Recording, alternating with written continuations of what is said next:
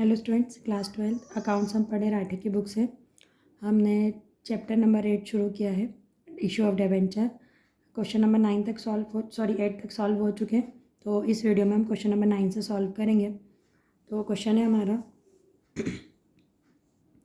Messrs rhythm and company issue 10,000 12% debenture of 50 rupees each on 5% discount.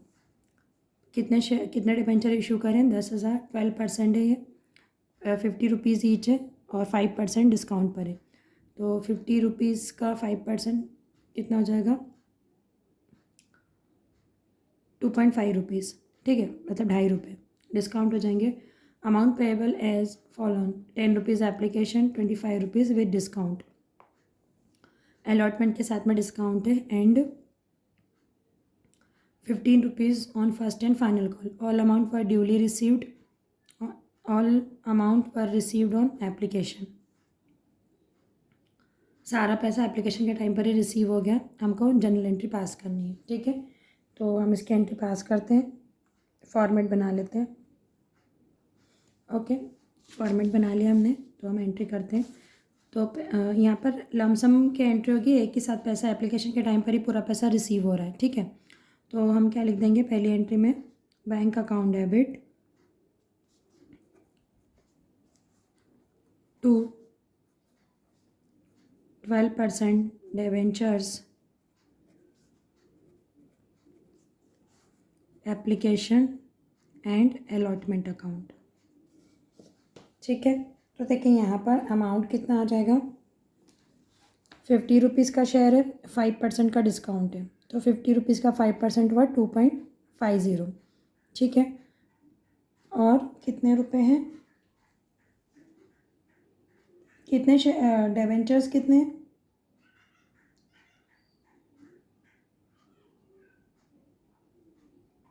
10,000 debenture हैं, ठीक है।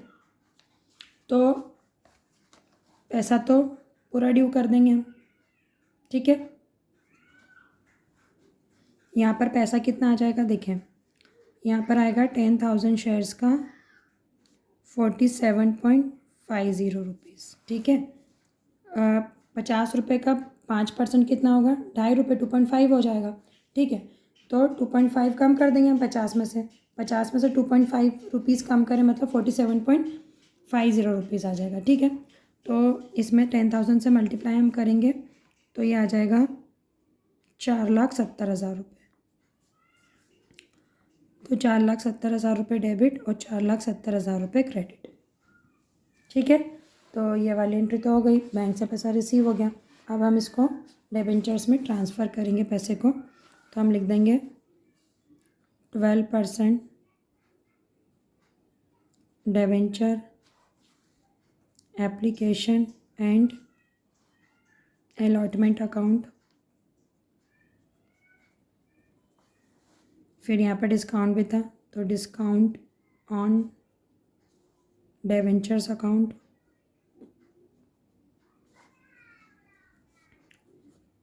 To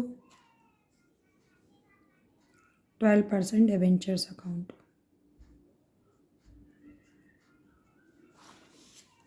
ठीक है। तो अब यहाँ पर एप्लीकेशन और अलॉटमेंट के कितने हैं?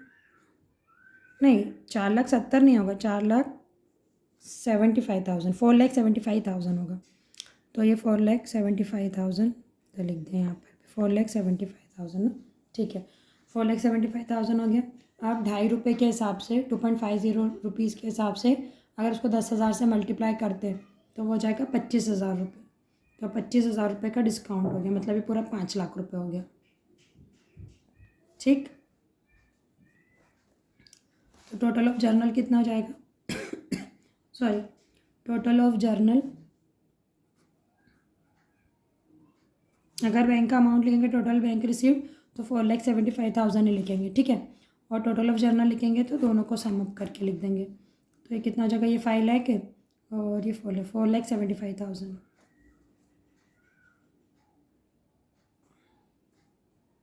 9,75,000, इधर भी 9,75,000, ठीक है। तो ये हमारा क्वेश्चन नंबर 9 कंप्लीट हो गया।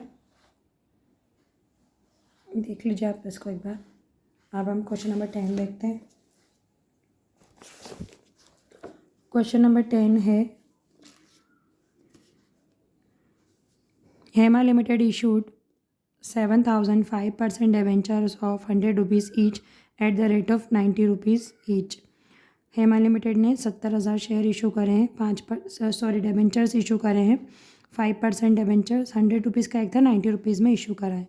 Payment was due as follows 50 rupees on application, 30 rupees on allotment and the balance on first call. On 200 debenture holders paid call money as advance will with allotment. Give general entries in the books of Hema limited. Hema limited की books में हमको general entry करनी है। यहाँ पर calls in advance है, ठीक है। और अगर कुछ नहीं कहा तो जो डिस्काउंट का पैसा है वो हम अलॉटमेंट के साथ में एडजस्ट करेंगे, ठीक है। तो देखिए 50 और 30 कितने हो गए 80, तो बची हुई कॉल जो है 20 रुपये की हो जाएगी। बैलेंस ऑन फर्स्ट कॉल मतलब 20 रुपये की हो जाएगी, ठीक है। तो यहाँ पर हम क्या करेंगे, ये क्वेश्चन IMP है, ठीक है, इंपॉर्टेंट क्वेश्चन है। ओके, हम इसको सॉल्व करते हैं। ओके, फॉर्मेट बन गया है। तो पहले हम एप्लीकेशन की एंट्री कर देंगे, फर्स्ट वाली बैंक अकाउंट डेबिट टू कितने परसेंट है 5% डिबेंचर एप्लीकेशन अकाउंट। यहाँ पर 10 नहीं कितने हज़ार शेयर हैं, 7,000 शेयर है, 7,000 शेयर हैं और एप्लीकेशन पे कितने रुपए मांगे 50 रुपये। तो कितने हो गए 7 5 35 और 4 0 1 2 3 4, तो कितना हो गया 3,50,000 3,50,000 डेबिट में एंड 3,50,000 क्रेडिट में। ओके, अब नेक्स्ट है, इसके अंदर हम एप्लीकेशन के पैसे को डिबेंचर्स में ट्रांसफ़र कर देंगे। तो हम लिख देंगे 5% debentures application account debit to 5% debentures account 3,50,000 debit में 3,50,000 क्रेडिट में। ओके, अब हम अलॉटमेंट की एंट्री करेंगे। तो अलॉटमेंट का पैसा ड्यू करेंगे हम, तो हम लिख देंगे 5% debentures allotment account debit discount on debentures account debit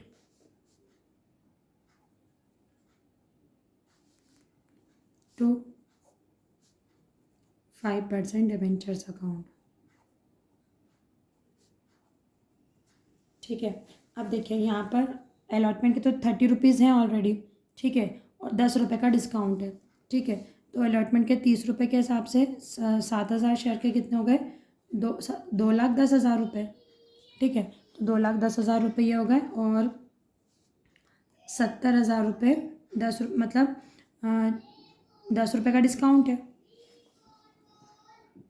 ना, 10 रुपये का डिस्काउंट है तो 70,000 ये हो गए। तो डिबेंचर कैपिटल में कितने हो गए 2,80,000 रुपये, ठीक है। अब पैसा हम रिसीव कर लेंगे, तो हम लिख देंगे bank account debit to 5% debenture allotment account, ठीक है। तो देखिए डिबेंचर अलॉटमेंट के तो 2,10,000 रुपये हैं, ठीक है। अब यहाँ पर एक शेयर होल्डर जिसके पास में 200 शेयर हैं उसने फर्स्ट कॉल का पैसा एडवांस में दे दिया है अलॉटमेंट के टाइम पे।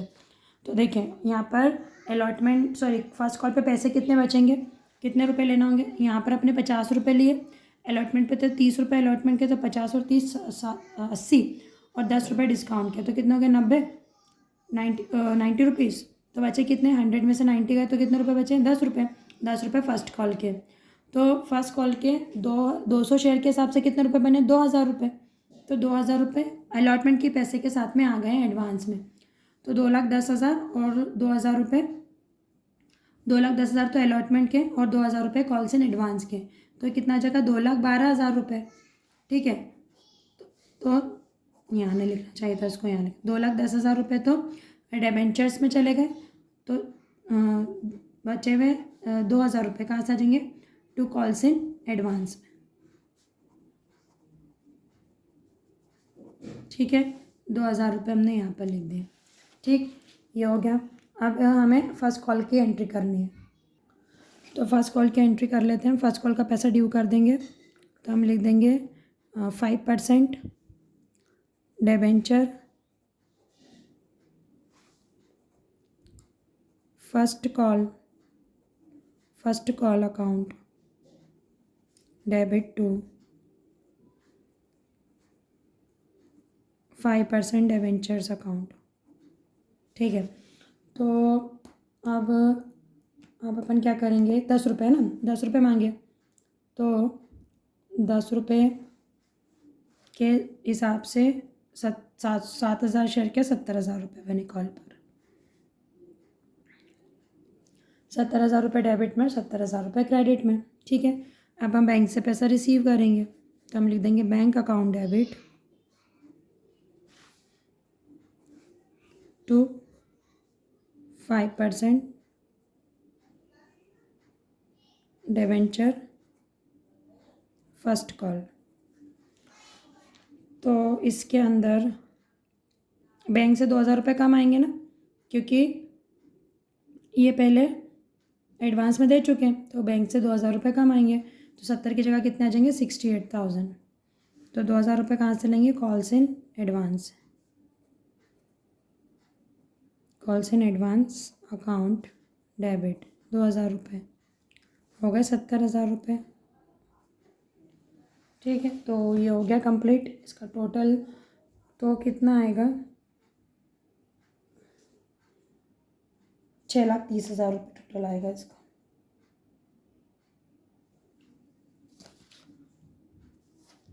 ठीक है, इसका 6,30,000 रुपये का टोटल आएगा।